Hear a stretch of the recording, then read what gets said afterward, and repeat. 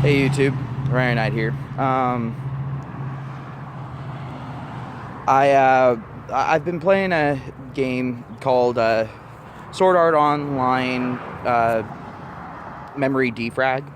It's a game on mobile. It's a pretty fun game, and I wanted to go ahead and you know let people know about it because SAO fans will definitely enjoy the game. Let's be completely honest here, but even non-SAO fans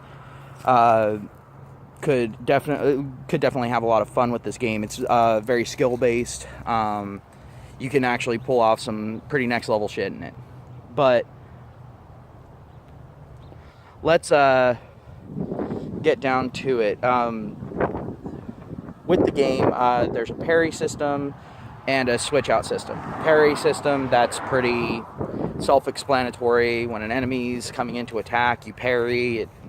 It temporarily stuns them, allows you to get a nice riposte in. Now, you have the switch system, which people who played Tekken Tag will kind of be familiar with. It. You actually have three characters in a fight, typically. And you can switch in between the two, and they'll come in using one of their special attacks if they're in range of it. If not, then they just come in. But the counter system and the switch system are meant to be used really in conjunction with each other. You typically don't want to just bring in a character without it being on parry, because they're probably going to get hit. And your character that's switching out can still be hit by attacks when they're in the middle of switching out, so they'll take that damage on the way out. There's a bunch of different characters in there. Basically, there's different instances of characters based off of different sections of the SAO storyline. So, perfect example, you have Asuna. You have the original SAO Asuna, and then you have the Asuna from Elfheim Online, and then you also have the Asuna from OS, which I haven't seen anything. I don't read the manga. I'm more just an anime person. I don't like to sit down and read the manga. To me, it's more. It's not as entertaining. But so they probably mentioned OS in the manga, but as far as the actual anime is concerned, they haven't gotten to OS, which is an augmented reality, not a virtual reality thing. If you don't know what I'm talking about, you haven't watched SAO, don't worry about it. It's just one of those things where you have different abilities on the character based off of what part of the timeline they're from. Now, you can go ahead and go about it in several different ways. You can have kind of your main tanky character that you start out with and wait for that perfect opportunity to go ahead and get a big hit in with a powerhouse character, or you can go ahead and be an all-out offensive powerhouse. With my character composition, it's kind of a combination of the two. Honestly, I think that Asuna is a little bit overpowered, at least the one from the OS series. It's a little bit overpowered, but the game pulls out some overpowered shit against you as well, so it balances. Another positive about it is there's a lot of different gears that you can get. You can level up gears. I'm not a huge fan of the gear upgrade system. Now, you can go ahead and you can upgrade gear using coal, which is the currency, and also crystals that are used to increase attributes. Alright, that's understandable. You need materials to upgrade something, so it makes sense. Crystals aren't exactly the hardest thing to get, neither is coal. Where you really reach that sticking point and where the game kind of becomes a little bit on the grind-heavy side is you end up needing 2 gear. Like, let's say you have a 2-star piece of gear, so you have to level it up to cap, right? But it has a maximum of 3 stars.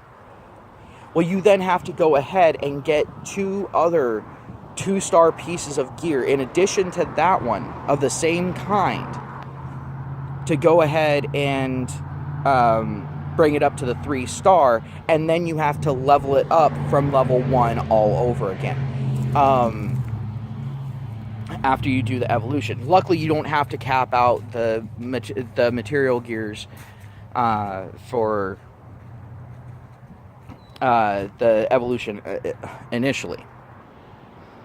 Sorry for the jump cut, but wanted to go ahead and get another cigarette. Now, that can kind of be a pain in the ass in and of itself. But the problem also persists past that. Because you can get up to, I think it's 5-star gear. So basically what you need at that point to get a piece of gear up to that 5th star, to get it fully capped out, you have to have 4 copies of the 4-star gear. And so they have to be at that 4-star level. They can be level 1, but they have to be at that 4-star.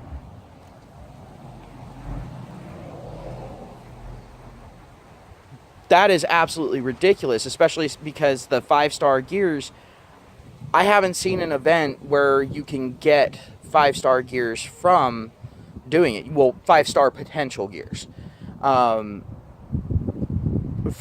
events. I've only seen 4-star. And usually those gears are pretty specified. You know, like they have to go with either a very specific character, or they're for characters from a specific timeline. So for you to fully maximize them, you have to have the characters from that timeline.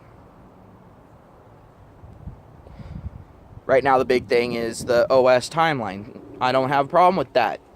I have 4 characters from the OS timeline that are max star characters, so no issues there. And they're pretty good characters. They have a wide variety of abilities. But here's the issue. For those characters, there's only one character that I can get specific gear for, and that's Yuna, which that character is just flat out given to you. Not the best stats all around. She's kind of a starter character, in all honesty, but I mean she's decent, and she has a good ability that buffs all of your characters, which is nice.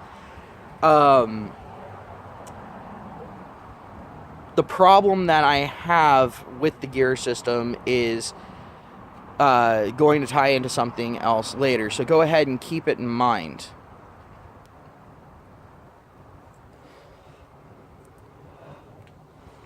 Now, when you go ahead and you get a character, if you go ahead, you have what's called scouting, and it costs a certain currency. I'm going to get to that in a bit. At first, you can get that currency fairly readily. So getting your initial team together isn't a hard thing. If you get a max star character, so a 4-star character, because that's as high as I've ever seen. If you get a 4-star character, then their cap level is going to be level 80. A 3-star character is cap level 70, a 2-star character cap level 60, and a 1-star character is going to be level cap of 50. Pretty cut and dry. But you can use limit hack crystals to go ahead and increase your character's level cap by 5, and you can go ahead and get more attributes of your choice as far as that's concerned, whether you want to go with attack power and critical attack, or defense and HP, or magic, or just outright magic capability, MP, which allows you to use their special abilities called sword skills more often, because they have a larger pool. Now, that's all well and good, except for the way that you have to get them. You have to get them from scouting characters, and you have to get copies of the characters. And the amount of limit hack crystals that you get is based off of the star of the repeat character. Luckily, the crystals are universal. So, like, let's say you're wanting to go ahead and up Asuna's level, like I'm doing. Then you end up, and let's say you go ahead and you get a silica character, you know, so you get some crystals from that. You can use those crystals on the Asuna character, so no problems there. But it takes 50 crystals for each level hack. Now, to some that may sound like a lot if they've played the game, because it is quite a bit of crystals. But the problem comes into how you get it. And so now I'm going to go into that alternative. To scout characters and to scout weapons, you know, to try to get those 5-star weapons, or, well, 5-star potential weapons, so you can go ahead and get one up to that 5-star. Which, the thing is it's completely random, so it's not like you can go ahead and say, all right, I want to draw from this pool of weapons. You know, I want to draw only from swords, or I want to draw only from maces, or I want to draw only from staves. No, it's completely random. It takes what's called memory diamonds. At first, you can get those pretty regularly, because when you complete a story mission the first time, there's little submissions inside of it that you can do, you know, like achieve S rank, no deaths, kill all enemies, whatever. They go ahead and reward you with some memory diamonds. When you complete, if you go through story mode and you complete all of it, you get a grand total of 5 memory diamonds. All right, fine. Now, it would be cool if it was 1 diamond per scout, because then you're good to go. But that's not how it works. What it is for weapons, to scout an individual weapon, it takes 15 of those memory diamonds. To scout an individual character, it takes 25. Or, for characters, you can go ahead and do 250 diamonds and get 11 scouts.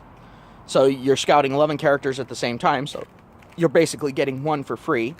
You know, the whole buy in bulk thing. And with weapons, it's 150 to get 11 scouts. Pretty simple.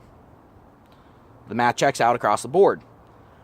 But the problem is there's a limited amount of story missions. And yeah, every once in a while they'll have special missions that you can go ahead and do to go ahead and get the diamonds. The only other way to get the diamonds is by doing daily quests or by hitting milestones. That's when it ends up hitting a trickle. And the problem with that is the cost of the diamonds that you can buy with real money. Now, with a lot of games, you know, you tend to get a fair amount of whatever that paid currency is for your money. This game definitely punishes you for doing it. They charge an arm and a fucking leg. Basically, to get enough for an 11 character scout, you're spending $80. I mean, that's pretty much it. Yeah, they'll have little special sales every once in a while, like one-time things that you can buy, but it gets exceedingly expensive very, very quickly. And so if you don't have a lot of money and you're trying to go through and do it kind of on a free-to-play thing, saying that it's a grind is an understatement. You can still get some pretty decent gear without and some pretty decent characters just based off of what you get for free. Don't get me wrong. Like me, I haven't spent a dime into the game. I've got a pretty decent team and I've got some pretty good gear, but that's because I was willing to grind the gear event that ended up happening. But they're not 5-star pieces of gear. I do not have a single 5-star capped out because I just can't get enough diamonds for it, and I'm not willing to spend a couple $100 on a game at a chance of getting the stuff that I need. So that's a big problem. They're implementing something else in there, some sort of exchange thing. So we'll see what that's all about.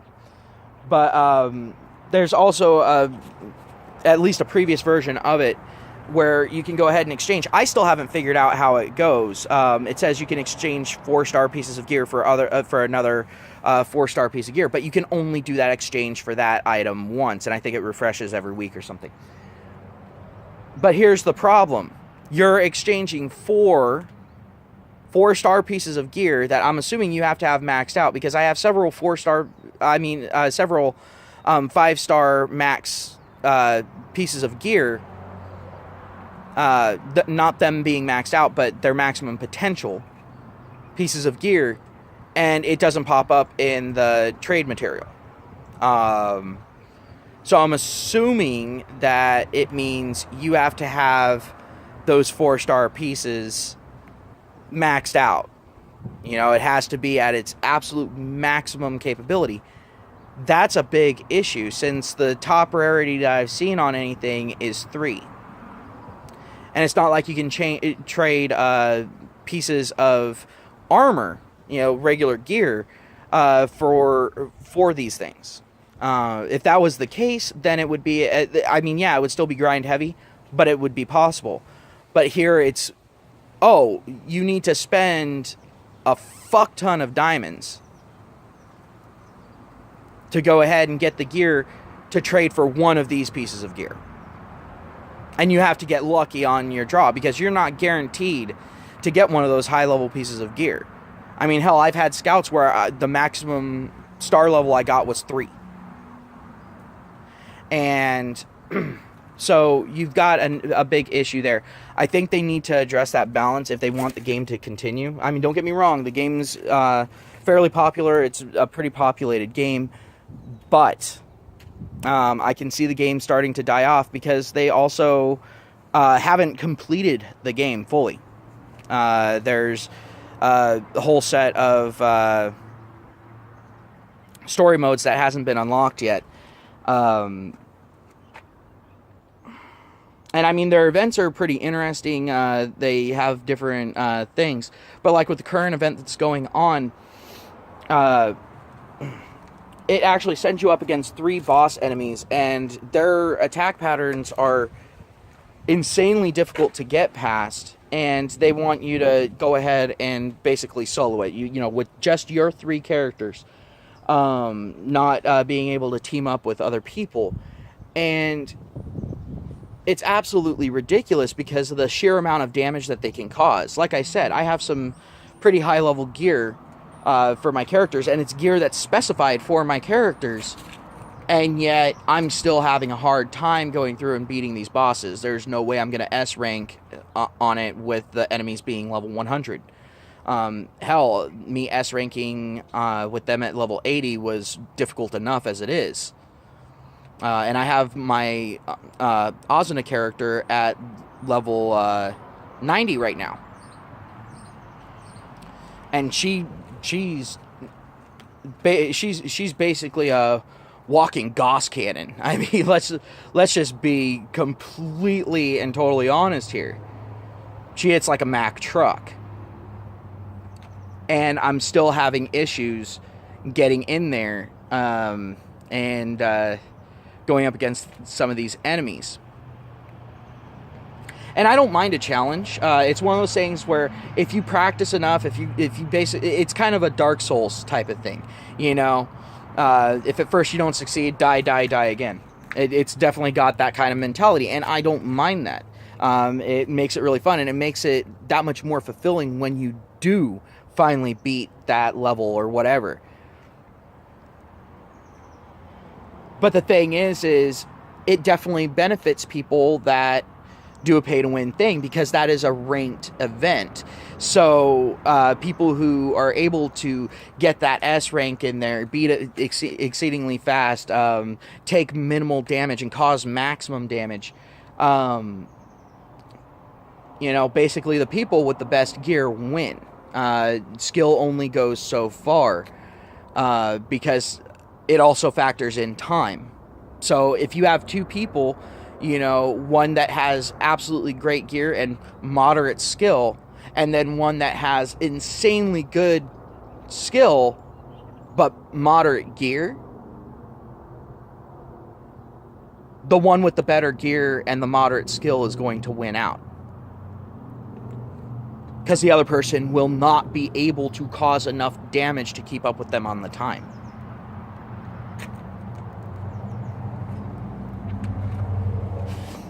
So that's a really big problem when it comes down to it. And that's the main gripe that I have, but it's a pretty big gripe. If they were to somehow rework that, maybe reprice your diamonds, because the game's actually pretty popular and you would actually go ahead and get more sales. And this is me talking specifically to the creators of this. I know that they're probably not even going to notice my video. But if anyone's playing it and you think that I have some good points here, as far as this goes, go ahead and, you know, hit up their Twitter or whatever. But them gouging for diamonds is ultimately hurting the game. Don't get me wrong, I understand that they're wanting to make money, but the sheer amount of cost that there is for the diamonds is very prohibitive, and it's I've gotten several people to play the game, and then they ended up seeing the cost of diamonds when they finally hit that wall, and they just kind of gave up. Like, they log on, they still do their daily quests and that sort of thing, but basically what it is they're not going to be getting any new characters except for basically once a month. They're not even going to get a chance to attempt it. Same thing with gear, you know, maybe once a month, and that's if they sacrifice their chance to go after the characters. But it comes down to balance, and right now I don't think the game is exactly balanced when it comes to the cost of the diamonds. But like I said, that's pretty much my only gripe with the game. Because the thing is if the diamond cost was to be addressed and actually really be fair, like, I could sit there and see you saying, oh, okay, well, you want to go ahead and do an 11 scout for weapons. All right, well, that's going to go ahead and be $15. All right, I can see that. Or hell, even if they wanted to, you know, charge $30 for it. Okay, fine. You know, $30 for 150 of the diamonds, not a problem. At that point, it's fair.